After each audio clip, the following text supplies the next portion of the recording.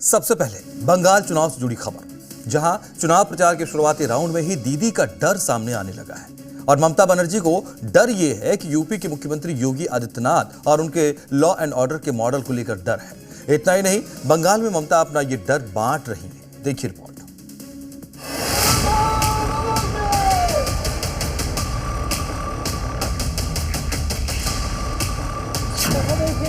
যেন আমার মৃত্যুর কামনা করে আমাকে খুন করার কনস্পিরেসি করছেন।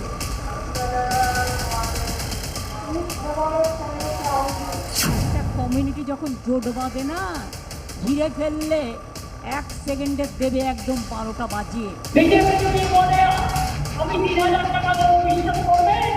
বুলডোজার দেবে। चुनावी तारीखों के ऐलान के साथ ही पश्चिम बंगाल की सियासी फिजा गरमाने लगी है।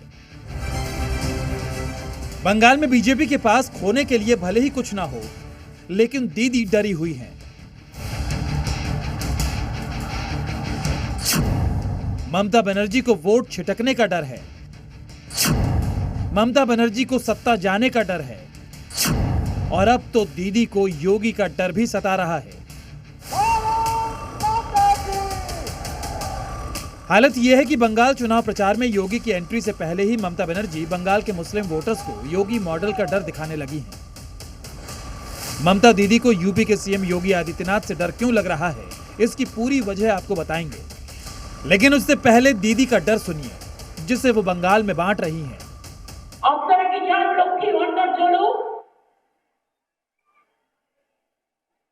বিজেপি যদি বলে আমি 3000 টাকা দেবো, বিশ্বাস করবেন? बुलडोजर देवे। बंगाल की पुरुलिया में ममता बनर्जी के इस बुलडोजर डर की 3 बड़ी वजह है। वजह नंबर 1, पश्चिम बंगाल में बीजेपी के लिए योगी आदित्यनाथ प्रचार के लिए उतरेंगे। वजह नंबर 2, योगी की एंट्री का सीधा मतलब है हिंदू वोट बैंक का बीजेपी की तरफ शिफ्ट होना। और वजह नंबर 3, बंगाल में हुई हिंसा की वारदातों के बाद ममता सरकार लॉ एंड ऑर्डर पर पहले से ही कटघरे में है।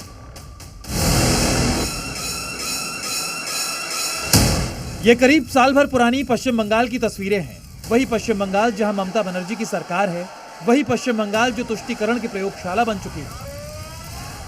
पिछले साल अप्रैल में बंगाल की सड़कों पर आग लगी, हिंदुओं के घर फूंक दिए गए, लेकिन ममता बनर्जी के मुंह से हिंदुओं के लिए एक शब्द भी नहीं निकला। तब से पश्चिम बंगाल में कट्टरपंथियों और दंगाइयों के खिलाफ योगी मॉडल को अमल में लाने की मांग तेज होने लगी है। पश्चिम बंगाल में हुई हिंसा पर योगी आदित्यनाथ ने ममता सरकार पर ऐसा हमला बोला था जिसने दीदी के दिल में योगी और योगी मॉडल को लेकर खौफ भर दिया है। आप देख रहे होंगे बंगाल जल रहा है, वहां की मुख्यमंत्री चुप है, दंगाइयों को शांति दूत कहती है। अरे लातों के भूत बातों से कहां मानने वाले हैं? योगी बड़ो बात कर रहा है, सबसे बड़ा भोगी है। शुक्रवार को भी रामनवमी के मौके पर बंगाल का मुर्शिदाबाद फिर दंगे की आग में जला, और 72 घंटे बीत जाने के बाद भी दंगे का डर अब भी जिंदा है। शुक्रवार शाम को मुर्शिदाबाद की जंगीपुर में रघुनंदगंज फूलतला मोड़ पे इस तरीके से एक दुकान को फूंका गया था। यहाँ पे सारे के सारे जो सामान था, खास करके फल, उसको लूट लिया गया। दुकान में रखे हुए पैसे को लूटा गया, और दुकान के सामने आप ये जो फल रखने वाली जो फर्नीचर है, आप देख पा रहे हैं किस तरह से ये पूरा का पूरा जल के खाक हो गया। इसमें कोई शक नहीं कि बंगाल में 2026 की फाइट सीधे सीधे ममता बनर्जी और बीजेपी के बीच है। यही वजह है कि ममता बनर्जी अब बंगाल में मुस्लिम कार्ड खेल रही हैं। ममता का डर उनकी जुबान पर आ रहा है, और अपना यही डर बांटते हुए ममता मुस्लिम समुदाय को बता रही हैं कि वो हैं तो सब सुरक्षित हैं। আমরা আছি বলে না, আপনারা সবাই ভালো আছেন। আর যদি আমরা না থাকি, কোনোদিন সেরকম আসে 1 সেকেন্ড লাগবে। একটা কমিউনিটি যখন জোট বাঁধে না, ঘিরে ফেললে 1 সেকেন্ডে দেবে একদম 12টা বাজিয়ে। पश्चिम बंगाल में बीजेपी अपने हिंदुत्व वाले एजेंडे के साथ ममता के किले को ध्वस्त करने उतरी है। ममता बनर्जी की हिंदू विरोधी सोच पर हमलावर है, और बीजेपी के इस हिट चुनावी एजेंडे ने ममता को डरा दिया है। यही वजह है कि पश्चिम बंगाल में जीत का चौका जड़ने के लिए मुस्लिम वोट बैंक को डराकर अपने पाले में करना ममता की जरूरत भी है और मजबूरी भी। ब्यूरो रिपोर्ट, जी मीडिया। बात कालाबाजारी के विरुद्ध जी मीडिया के युद्ध की करते हैं। देश में गैस तेल की कोई किल्लत नहीं, सरकार बार बार लोगों को भरोसा दिला रही है, लेकिन मुनाफाखोर और अफवाह गैंग खाड़ी की जंग को बहाना बनाकर जानबूझकर संकट पैदा करने की कोशिश कर रहे हैं। पटना से भोपाल समेत शहर शहर गैस की कैसे कालाबाजारी हो रही है, देखिए स्पेशल रिपोर्ट।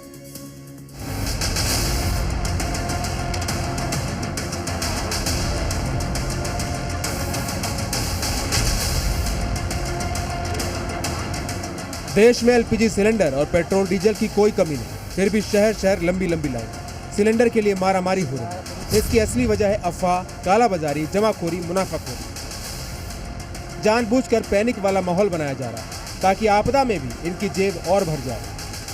लेकिन जमाखोरों और अफवाह गैंग के खिलाफ देश भर में जी न्यूज मुहिम जारी है। हम उन लोगों को बेनकाब कर रहे हैं जो आपके हक का सिलेंडर महंगे दामों पर बेच रहे हैं। ये तस्वीरें बिहार की राजधानी पटना की हैं, जहां ब्लैक में सिलेंडर को बेचने का खेल धड़ल्ले से चल रहा है। न सिर्फ ब्लैक में गैस बेची जा रही है, बल्कि छोटे छोटे सिलेंडर को भी यहां भरा जा रहा है। पहले हम आपको दुकानदार और अपने सहयोगी प्रशांत झा की बात सुनवाते हैं। कैसे दुकानदार 300 रुपए किलो गैस भरने की बात कर रहा है। छोटका सिलेंडर भी है क्या? हाँ सर। कितना का है? चूल्हा लगा के लीजिएगा? चूल्हा लगा कर? नहीं, खाली सिलेंडर चाहिए भाई। वो तो वो था खराब हो गया। कितना है इसका दाम? 600 है सर। गैस भराएगा कैसे? गैस 300 रुपए केजी चल रहा है सर। क्या रेट? 300 रुपए केजी। 300 रुपये? हाँ सर, महंगा लाता है ना टंकी, ब्लैके से न देता है। कार्ड वाला के तो 1010 है।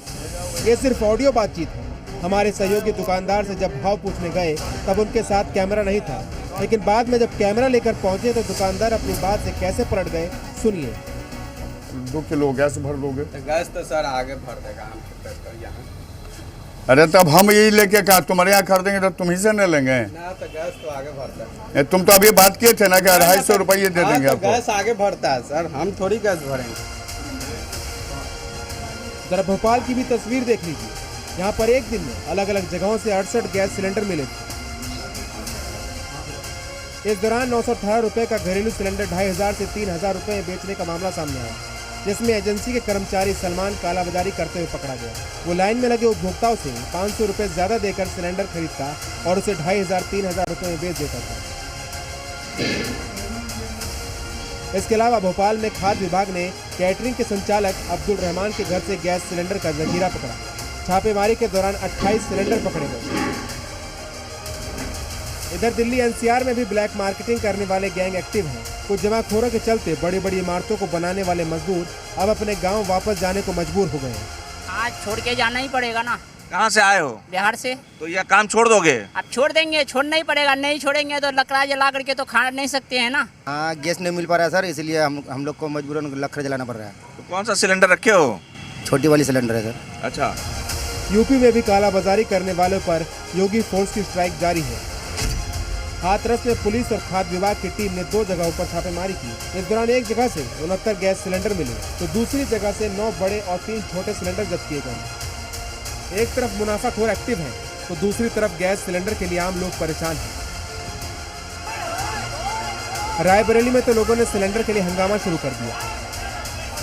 यानी मुनाफाखोर गैस तेल का फर्जी संकट खड़ा कर आपदा में भी कमाई का अवसर खोज रहा है। लेकिन ऐसे मुनाफाखोरों के खिलाफ पूरे देश में जी न्यूज की मुहिम जारी है। ब्यूरो रिपोर्ट, जी मीडिया। आज प्रधानमंत्री नरेंद्र मोदी ने अफवाह फैलाने वालों को 2 टूक जवाब दिया। देशवासियों को ऐसे लोगों से सावधान रहने की अपील की। पीएम ने कहा, आप जागरूक बनाएं, अफवाहों के बहकावे में न आए। सरकार की तरफ से जो आपको निरंतर जानकारी दी जा रही है उस पर भरोसा करें, लेकिन बावजूद इसके धड़ल्ले से कालाबाजारी हो रही है, जमाखोरी की जा रही है, पेट्रोल और सिलेंडर की कमी की अफवाह फैलाई जा रही है।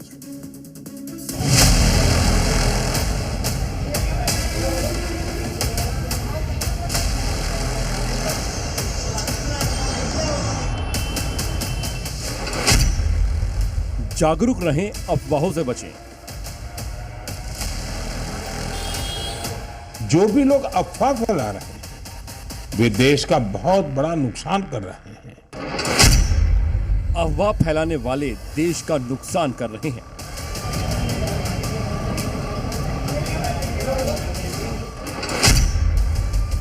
हमें घबराना नहीं, चुनौती से लड़ना है।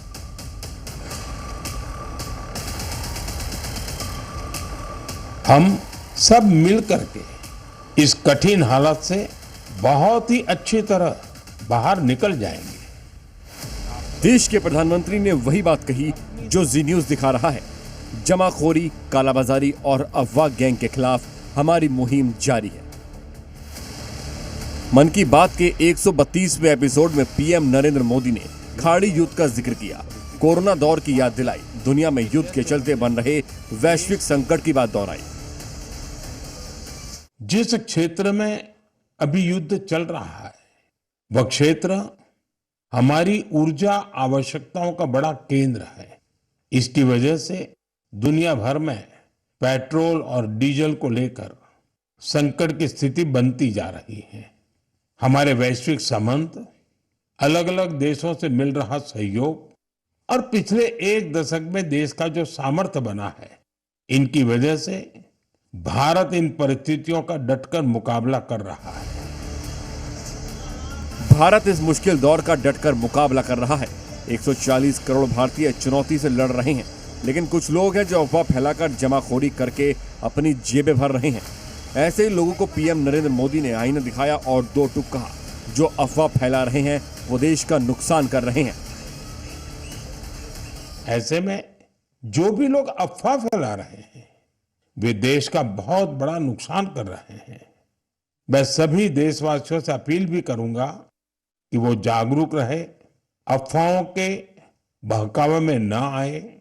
सरकार की तरफ से जो आपको निरंतर जानकारी दी जा रही है उस पर भरोसा करें और उसी पर विश्वास करके कोई कदम उठाएं। पीएम मोदी ने इस मामले में राजनीति करने वाले नेताओं को भी खरी खोटी सुनाई। पीएम ने कहा कि ऐसे मामले में स्वार्थ की राजनीति ठीक नहीं।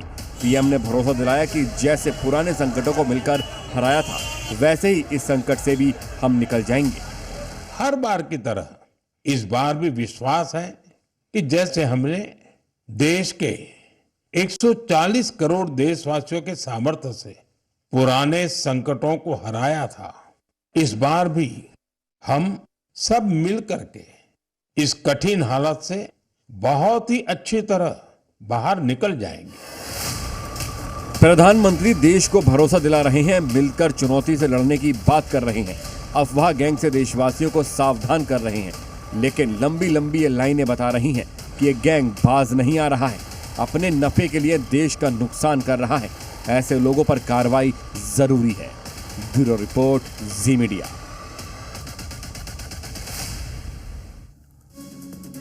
यूपी में बुलडोजर एक बार फिर से अवैध कब्जे की सफाई पर निकल गया है। दाल मंडी में बुलडोजर पहुंचा तो हड़कंप मच गया। संभल में तो बुलडोजर ने मियां भाई के अवैध कब्जे को ही पकड़ लिया।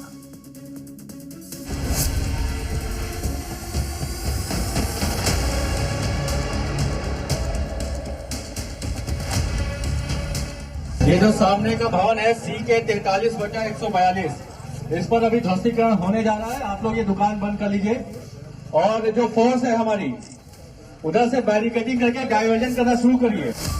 दाल मंडी में एक बार फिर से बुलडोजर गरजा है। दाल मंडी में एक दो नहीं बल्कि 30 मकानों पर बुलडोजर चला है।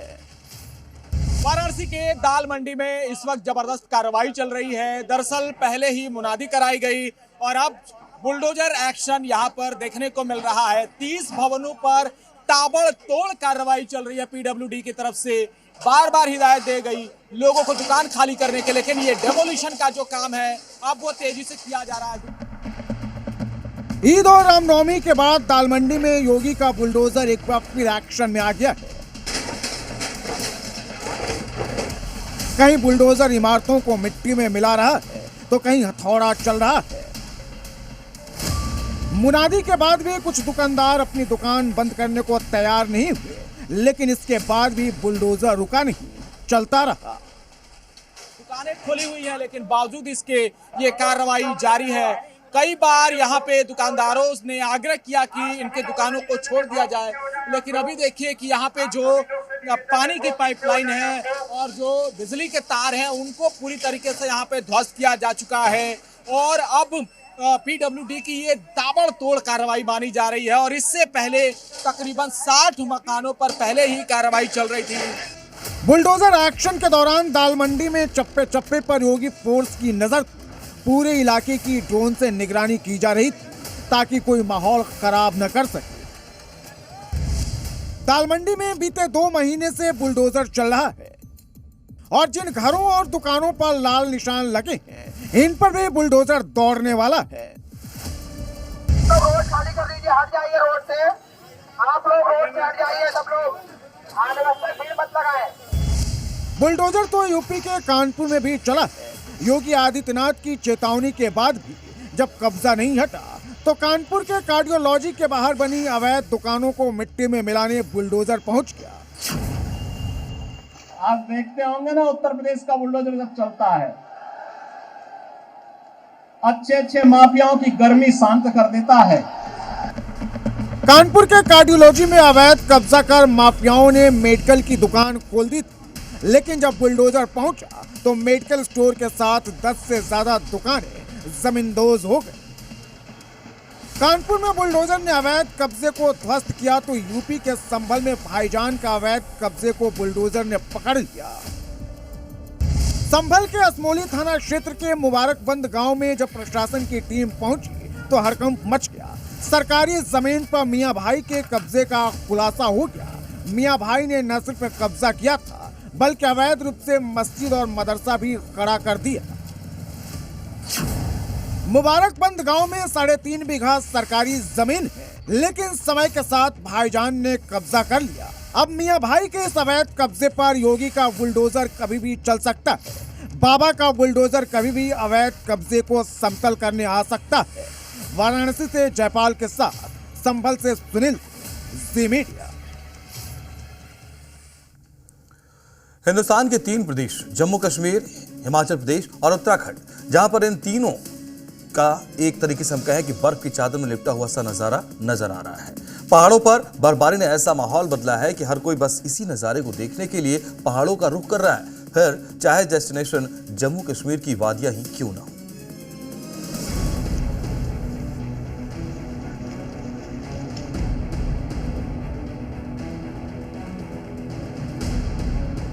जहां तक जाए नजर वहां तक बर्फ ही बर्फ।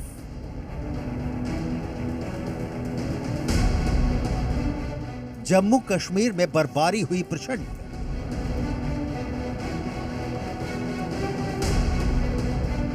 बर्फीली वादियों का दीदार, मुसीबत भी हैं हजार।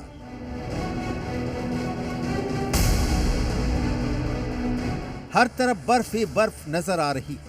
हालांकि जम्मू कश्मीर की खूबसूरती का तो कोई दूसरा मुकाम नहीं है। जम्मू कश्मीर पहाड़ उत्तराखंड और हिमाचल के पहाड़ों को टक्कर देने में पीछे नहीं है। बर्फबारी के बाद पूरा इलाका बर्फ की सफेद चादर से ढका नजर आया। जहां भी नजर गई वहां बर्फ ही बर्फ दिखाई दी। पेड़, पहाड़, मकान, सड़कें, सब के सब बर्फ से ढके नजर आए। तस्वीरों को देखकर ऐसा लगा कि मानो किसी ने पूरे इलाके को सफेद रंग से रंग दिया हो। बर्फ की सफेद चादर से लबरेज ये वादियां धरती की जन्नत से रूबरू करा रही हैं। इन नज़ारों का लुत्फ लेने वालों का जोश यहां पहुंचकर 2 गुना हो रहा है। जो जिला दर्रा में भारी बर्फबारी ने लोगों की मुश्किलें बढ़ा दी। भारी बर्फबारी से यातायात ठप हो गया। बर्फबारी के चलते NH1 को बंद कर दिया गया, जिससे लोगों को भारी परेशानी का सामना करना पड़ा। ज्यादातर इलाकों तक पहुंचने से पहले पर्यटकों को परेशानियों का भी सामना करना पड़ रहा है। पहले तो जाम से सामना, फिर फिसलन भरे रास्तों का जोखिम और रास्तों पर जमा बर्फ। ये वो मुश्किलें हैं जिनसे पर्यटक 2-4 हो रहे हैं। हालांकि ये बर्फीली वादियां जितनी खूबसूरत हैं उतनी ही ज्यादा यहाँ दिक्कतें भी हैं। श्रीनगर में लोग रिकॉर्ड संख्या में ट्यूलिप गार्डन में घूमने के लिए पहुंच रहे हैं। बसंत की दस्तक के साथ ही ट्यूलिप गार्डन देखने के लिए पर्यटकों की भीड़ उमड़ी है। रिकॉर्ड तोड़ पर्यटक जो है इस बाग की सैर करने को पहुंच रहे हैं और आंकड़ों के मुताबिक केवल पिछले 2 हफ्तों के भीतर 1 लाख से ज़्यादा विजिटर, जिसमें देश विदेश और स्थानीय लोग भी शामिल है, यहाँ इस बाग में पहुँचे हैं और इन खूबसूरत सफ़ेद, लाल और बैंगनी रंग के जो ये फूल यहाँ पर खिले हैं उनका आनंद ले रहे हैं। बर्फ गिरने की वजह से तापमान भी काफी कम हो गया। इस ताज़ा बर्फबारी के बाद अनुमान लगाया जा रहा है कि पहाड़ों में अब आने वाले दिनों में बर्फबारी और तेज होगी। ब्यूरो रिपोर्ट, जी मीडिया।